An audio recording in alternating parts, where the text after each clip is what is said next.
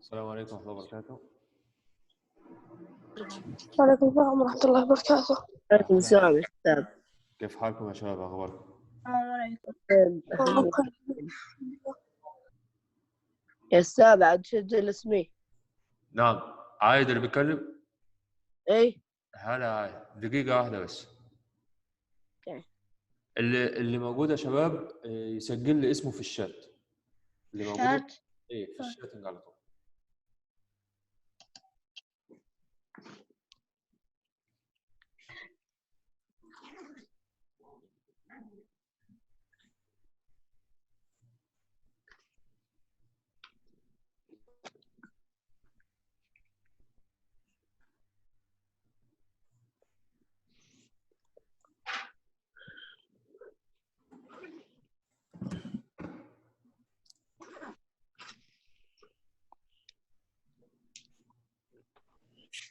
السلام عليكم استاذ محمود.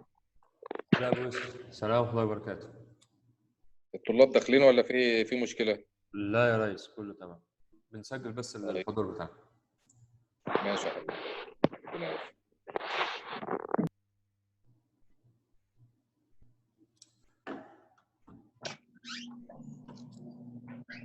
طيب بسم الله نبدأ يا شباب. ابدأ بسم الله الرحمن الرحيم. ابدأ. السلام عليكم. وعليكم السلام ورحمة الله وبركاته. الحصة اللي فاتت يا شباب احنا كنا اتكلمنا عن الزواحف وأهم خصائص الزواحف وأعطينا أمثلة على الزواحف. اليوم إن شاء الله بنكمل بقية كلامنا عن الحيوانات الفقارية، وموضوعنا بيتكلم عن حاجتين: الطيور والثدييات. الطيور والثدييات. في الكتاب عندك في صفحة 137. الكتاب ظاهر قدامكم؟ إيه طيب تمام. في البداية طبعا احنا بنتكلم عن الطيور. الطيور زي ما احنا عارفين ان هي من الحيوانات الفقارية. اول حاجة هنتكلم عليها بالنسبة للطيور هي خصائص الطيور. خصائص الطيور. الخصائص ارجو من الناس ان هي الكتاب عندك واضح والتحديدات عندك واضحة، فاشتغل على طول في الكتاب. اهم خصائص الطيور عندك احنا ملخصينها في 7 خصائص. رقم 1 فقاريات. رقم 2 درجة حرارة أجسامها ثابتة. وقلنا إن درجة حرارة الفقاريات بتكون ثابتة، معنى ذلك إن هي لا تتأثر بالعوامل البيئية، ولذلك بتظل درجة حرارتها كما هي. من أهم خصائص الطيور كمان اللي هي بتتميز بوجود جناحان ورجلين ومنقار.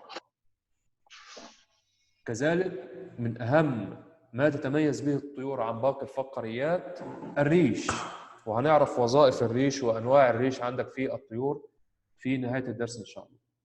الخاصية السابعة والأخيرة وهي الطيور طبعا عن طريق عملية الإخصاب بتنتج في البداية البيض المغطى بالقشور، زي ما اتكلمنا عن مين يا شباب؟ الزواحف. أحسنت. الزواحف بيكون عندك الناتج عندك عبارة عن بيض. البيض بينمو بداخله الجنين. الجنين بيتغذى على المح.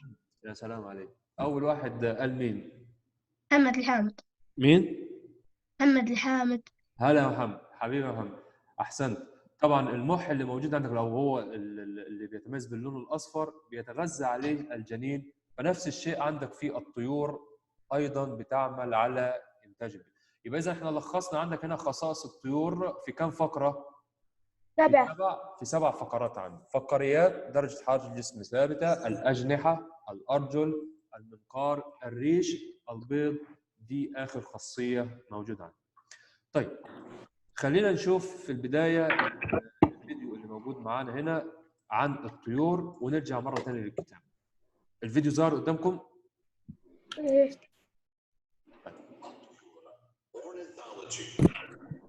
الصوت واضح؟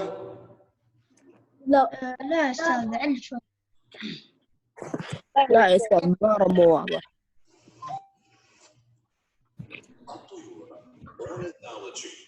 ها في مشكلة في الصوت؟ أوكي الحين واضح. واضح؟ يعني يا أستاذ. طيب نكمل.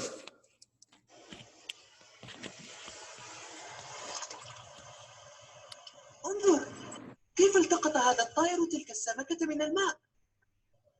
الأسماك أحد عليها الطيور، وهل كل الطيور لديها نفس المهارة في السمك؟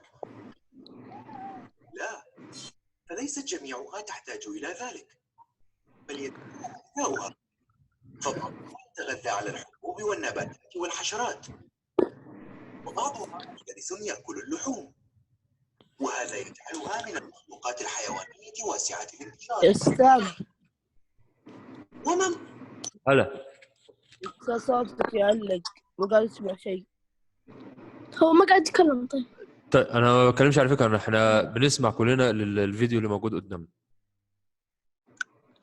تمام، الصوت واضح عند الكل؟ في اي اشكاليه ولا؟ لا لا كمل. طيب كمل. كمل. موقع الطيور في مملكة الحيوانات. تنتمي الطيور إلى الفقاريات، وتأتي في الترتيب الثاني بعد الأسماك من حيث عدد الأنواع، ولكل نوع تكيفات تناسب معيشته في شكله وحجمه ولون ريشه.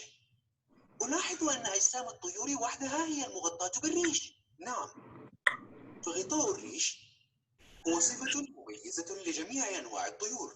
انظر، هل هذا الطائر يمتلك قدمين ولا يمتلك أذرعا؟ لا، فالطيور لها 4 أطراف متحوران إلى أجنحة. وكيف تتنفس الطيور؟ عن طريق الرئتين المتصلتين بأكياس هوائية تنتشر في الطائر. يبقى اذا هنا يا شباب، عشان برضو ما ندخلش الدنيا في بعضها، احنا بنتكلم عن اهم خصائص الطيور.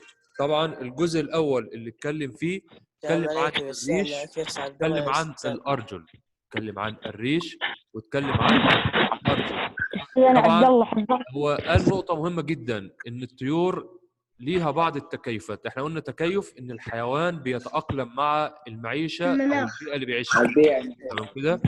يعيش فيها يا أستاذ. نعم. الو. ايوه، الصوت واضح عند الكل؟ Yes, teacher. الصوت واضح عند الكل؟ إيه طيب. Yes, فسألنا سؤال مهم جدا، وهو ان احنا عندنا هنا ان الطيور حينما هل بتمتلك ارجل وبتمتلك اذرع؟ فطبعا كان الجواب كان ايه يا محترم؟ مين اللي فاكر؟ إلا في أنا أستاذ أنا. طيب عشان رجل وله دقيقة عشان بقى ايه يبقى في تنظيم عندنا.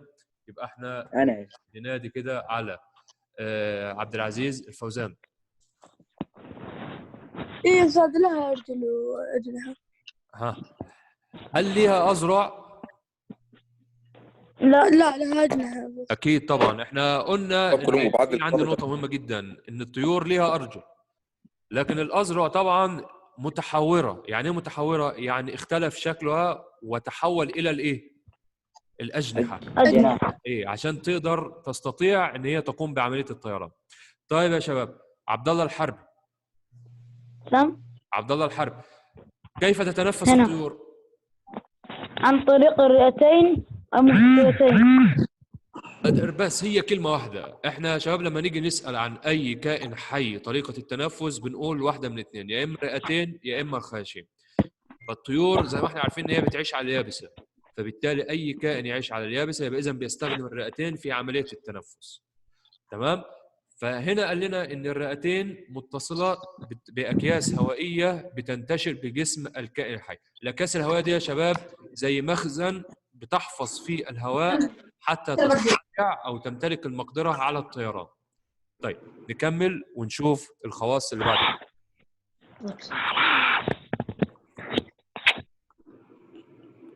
وبما أن الطيور تمتلك رئتين، فكيف يكون الطيور تكون من طيرات سمة برئتين وبطينين؟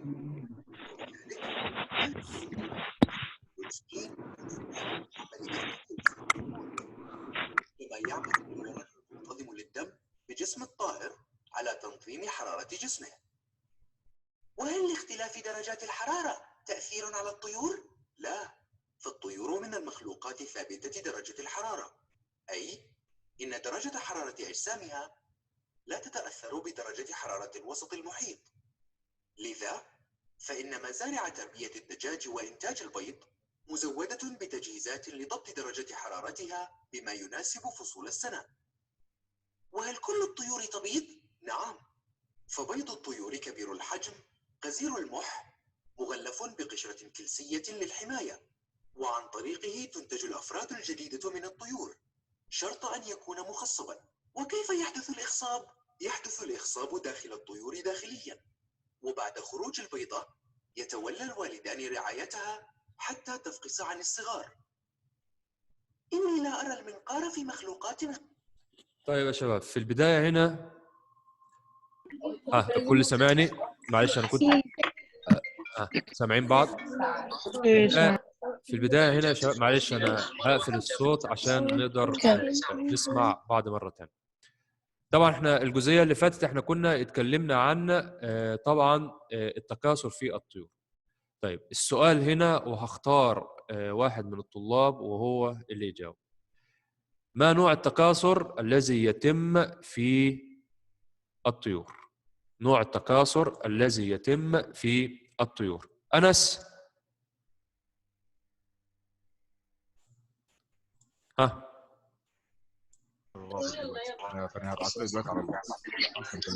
يا شباب ما ادري.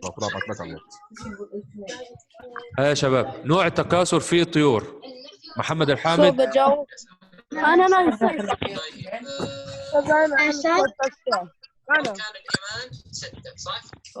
طيب يا شباب معلش مرة تانية، اللي مشغل جوال او اللي في تلفزيون شغال او اي اصوات، عشان بس في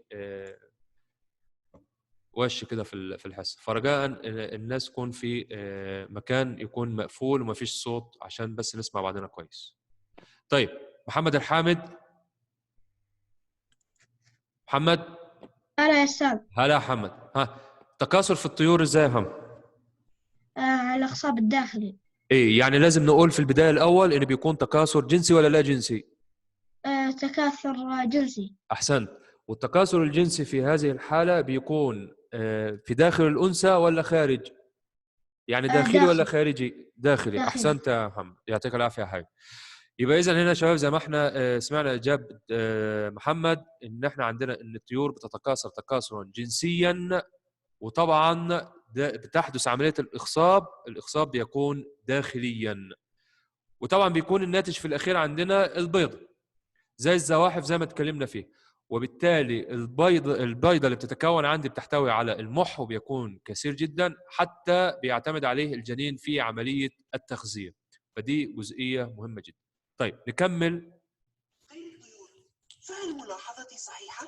نعم، فالطيور تتميز برأس يمتد الجزء الأمامي منها مكونا منقارا له أشكال مختلفة بحسب نوع الطعام الذي يعيش عليه الطائر. سبحان الخالق، خلق فأبدع. والآن هيا بنا لنعود إلى المنزل. حسناً، ولكن قبل أن نعود سأقوم بتلخيص ما تعلمت اليوم. الطيور تنتمي إلى الفقاريات، وتأتي في الترتيب الثاني بعد الأسماك من حيث عدد الأنواع، ولكل نوع تكيفات تناسب معيشته. رأس الطيور تتميز بأن الجزء الأمامي يمتد منها مكونا منقارا له أشكال مختلفة بحسب نوع الطعام الذي يعيش عليه الطائر. يتكون قلب الطيور من 4 حجيرات. تتنفس الطيور عن طريق رئتين متصلتين بأكياس هوائية.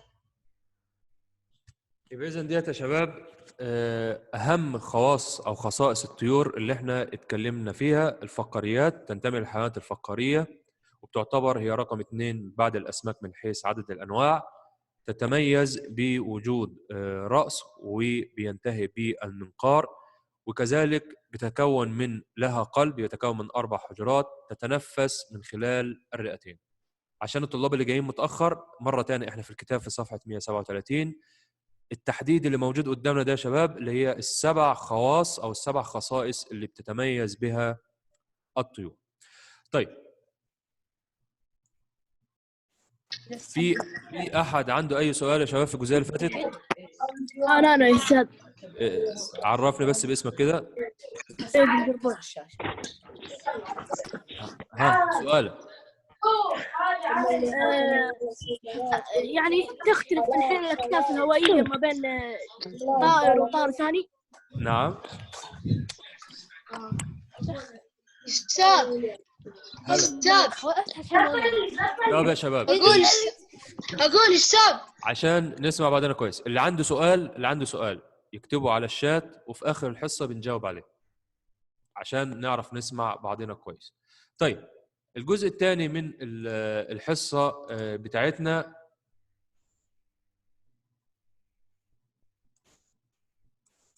بيتكلم عن تكيف الطيور للطيران. تكيف الطيور بالنسبه للطيران. طبعا الطيور بتتميز عن الحيوانات الفقاريه بالعديد من المميزات المهمه جدا واللي بتمكنها من الطيران. زي ما محدد عندك كده في الكتاب برضه حدد الشكل الانسيابي رقم 1، الهيكل العظمي الخفيف والقوي في نفس الوقت، وهيكلها العظمي بيكون خفيف نظرا لأن عظامها مجوفة. العظم المجوف يعني معظمه من الداخل عبارة عن فراغات حتى يكون خفيف الوزن، وبتكون ذات بنية شبكية داخلية تزيد من قوة العظام. ولأن الطيران يحتاج إلى جسم صلب فإن فقرات الذيل في الطيور تكون مندمجة لتوفر الصلابة والقوة والثبات في أثناء عملية الطيران. يبقى إذا لما يكون في عندي هنا سؤال ماذا قرأت بما تمتاز عظام الطائر، يبقى الجواب عندك الأشياء المحددة اللي موجودة عندك في الكتاب. ماشي كده يا شباب؟ واضح؟ هلا. قول أستاذ. اللي عنده سؤال في الشات، أنا متابع الشات. هلا يا شباب، اللي عنده سؤال أنا في الشات أنا متابع.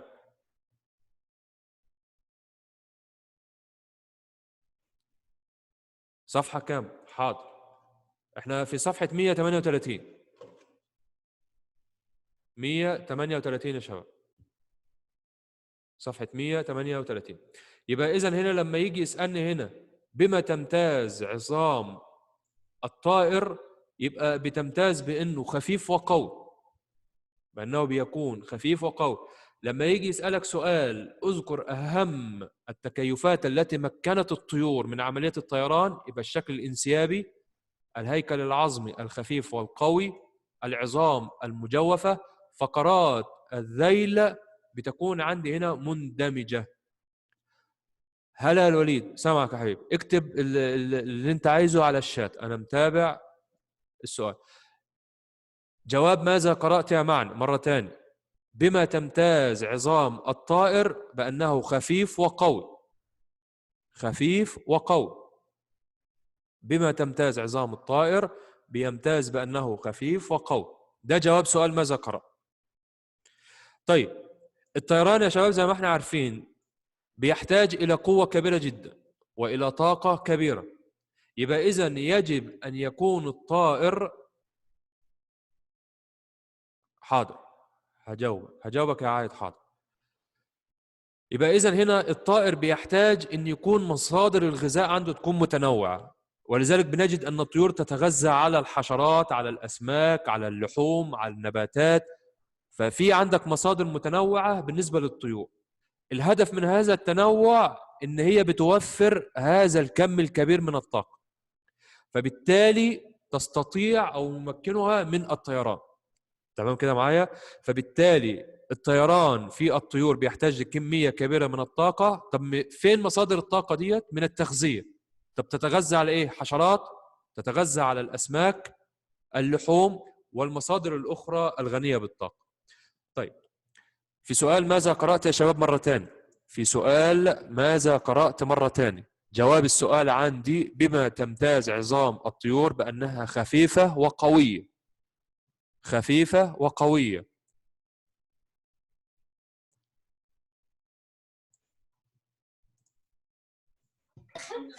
ها، الصوت مسموع للكل؟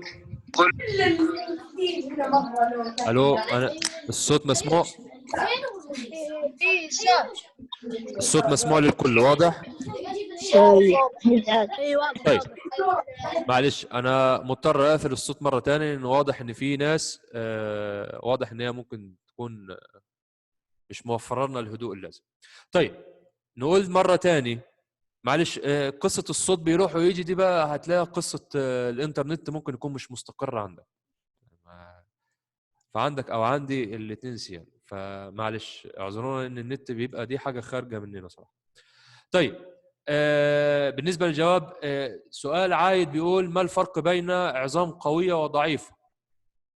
طبعا العزم القوي يا عايد، الطيور عشان بتحتاج لطاقه كبيره جدا وبتطير، فبتحتاج ان يكون العظم يكون قوي عشان يقدر يتحمل. لما تيجي تقارن ما بين هيكل الطائره وهيكل السياره، اتصور انك هتجد عندك ان هيكل الطائره بيكون اقوى بكثير جدا من هيكل السياره، لان الطائره بترتفع لمسافات بعيده جدا، وبيكون ضغط الهواء بيكون اقوى، وبيكون الظروف والعوامل الجويه بتتطلب ان بيكون هيكل الطائره يكون قوي حتى يتحمل الظروف في الطيران. فنفس الشيء الضعيف، طبعا لو لك انك تتخيل هل يمكن سياره لو تخيلنا مثلا كده ان هي تطير في الهواء هترتفع لنفس المسافه بتاعت الطائره؟ ما تصورش يعني، فهتكون صعب. واضح كده عايد؟ فدي القصه بتاعت قوه العظام وان العظام تكون خفيفه. فقرات مدمجه او مندمجه يعني بتكون متلاصقه في بعض، متلاحمه في بعض، خلاص ما بيكونش في فواصل ما بين الفقره والفقره، لان الذيل عندك في الطيور هو بيحتاج الطائر حتى يكون التوجيه، يعمل عمليه توجيه. خلاص كده يا شباب؟ فده وظيفه ان الاجنحه او الذيل، متاسف، هنا بيكون الفقرات بتكون مندمجه. واضح كده يا وليد؟ انا قرات السؤال بتاعك، اتمنى ان يكون الجواب وصلك ان شاء الله. طيب الريش يا شباب في الطيور، الريش في الطيور. الريش انا عندي ليه نوعين. في عندك نوعين من الريش، الريش الخارجي ويعرف باسم الريش الكفافي، والريش الزغب. فديت نوعي الريش، كل نوع من هذين النوعين له وظيفه. انا محدد عندك في الكتابه، محدد عندك في الكتاب، طبعا انا في صفحه 139 برضه عشان الناس تبقى معايا. الريش الكفافي مميزاته قوي وخفيف. طب ايه وظيفته؟ يكسب الطائر البالغ شكله الانسيابي واللون المميز ليه. طبعا زي ما احنا عارفين ان كل طائر بيتميز بلون بيختلف عن الطائر الاخر، تمام؟ طيب يساعد الريش الكفافي من وظائفه على الحركه في الهواء او الماء، وهناك الوان واشكال مختلفه من الريش تساعدنا على التميز ما بين او التمييز ما بين انواع الطيور، وكذلك بتعمل على جذب الازواج في اثناء موسم التزاوج، زي مثلا طيور الطاووس. طائر الطاووس عندك بيتميز بالالوان المختلفه، في موسم التزاوج بيتباهى بالالوان، فاذا هنا بيعمل على جذب الازواج من خلال عمليه الالوان. يبقى الريش الملون ده بيسمى باسم الريش الكفافي. طيب النوع الثاني من الريش اللي هو الريش الزغب. هذا الريش هو ريش صغير جدا وخفيف في نفس التوقيت. طب ايه وظيفته يا شباب؟ قال لك بيعمل كطبقة عازلة تحتفظ بالهواء الدافئ بالقرب من جلد الطيور، كما يغطي أجسام الطيور الصغيرة. يبقى إذن هنا في سؤال ماذا قرأت؟ لما يجي يقول لك ما الطريقتان اللتان يحمي الريش بهما أجسام الطيور، الجواب أتصور أنه واضح عندك. الريش الكفافي يوفر التمويه للطائر، التمويه طبعا اللي هي وسيلة الاختباء من المفترسات. أما النوع الآخر من الريش اللي هو الزغب فبيوفر عندك هنا العزل الحراري، يعني أنه بيحتفظ بالهواء الدافئ بالقرب من جسم الطيور. دي بالنسبة شباب لأنواع الريش عندي والطريقة اللي بيعمل بها أو أهميته بالنسبة للطيور. في السؤال اللي موجود عندك هنا على الشكل رقم 13، وضح كيف تستفيد صغار الطيور من الزخم. طبعا احنا قلنا ان وظيفه هذا النوع من الريش هو عمليه العزل الحراري او عزل الجسم وحمايته. ده يا شباب كل ما يتعلق بالطيور. طيب هدي فرصه اللي عايز يسال اي سؤال، اللي عنده اي سؤال، بس رجاء في هدوء عشان نقدر نسمع بعض.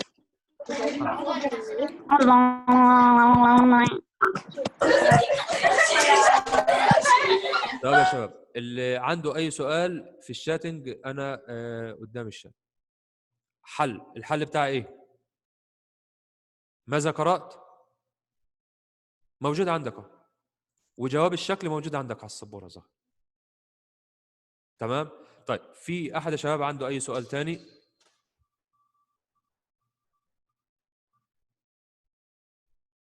رقم ايه يا عايد؟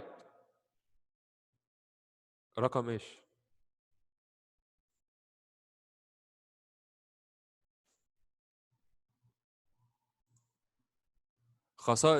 خصائص الطيور. خصائص الطيور. حاضر. خصائص الطيور مرة ثانية يا عبد الإله. نرجع للكتاب صفحة 137. أنا محددها لك عندك أهو. عشان تكسب وقت يا شباب ممكن لو أنت شغال من الجوال ممكن تعمل تصوير للشاشة. خصائص الطيور يا عبد الإله. تمام كده؟ ودي أهم التكيفات الخاصة بالطيور.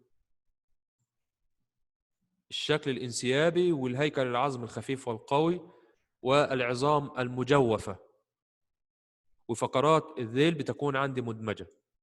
وبالنسبة للتغذية، والأول قبل نروح للتغذية، بما تمتاز عظام الطائر بتمتاز بأنها خفيفة وقوية، وكذلك بتكون مجوفة. نضيفها برضو للجواب، عظامها مجوفة، يبقى خفيفة قوية عظامها مجوفة. مصادر التغذية بالنسبة للطائر الحشرات، الأسماك، اللحوم، والمصادر الأخرى الغنية بالطاقة. طبعا كيف تتنفس الطيور؟ عن طريق الرئتان بس. وقلنا ان القلب مجوفة يعني بتكون بتحتوي من الداخل على هواء. مجوف يعني فاضي، زي ما تجيب الكتاب كده وبتطويه خلاص وتنظر بداخل الكتاب تجد ان هو بداخله هواء. دي معنى مجوفة يا محمد. ده كان درسنا شباب النهارده، كان عن الطيور. رجاء الناس تركز في التحديدات اللي احنا حددنا عليها، وان شاء الله بنكمل الحصه اللي جايه هيكون درسنا عن الثدييات. درسنا الحصه القادمه ان شاء الله هيكون عن الثدييات. طيب في احد عنده اي سؤال او اي شيء؟ استاذ انا في الشات في الشات انا متابع. استاذ متى تحضر يا استاذ؟ دخلت في الشات انا متابع. التحضير الثدييات. ايه انا كده معني خلاص خلصت. الحصه الجايه ان شاء الله بكمل عن الثدييات. طيب بالنسبه للواجب يا شباب، في التفكير الناقد عندك هنا وضح كيف تستطيع الطيور التكاثر في القطب المتجمد الجنوبي على الرغم ان درجه الحراره اقل من 0. يبقى السؤال الخامس الشرطه الاولى. التحضير ايه الحضور والغياب؟ انا بصور الشات يا عبد الله، بصور الشات. الواجب يا شباب السؤال الخامس الشرطه الاولى. واضح؟ يا ريت الناس تاكد عندي في الشات انه واضح. طيب يا شباب لو في اي سؤال على الجروب بتاعنا على واتساب، عشان الله يعطيكم العافيه يا شباب، على امل ان احنا نلقاكم ان شاء الله الحصه القادمه. ولو في اي استفسار على الجروب بتاعنا يا شباب. الله يعطيكم العافيه. السلام عليكم ورحمه الله وبركاته.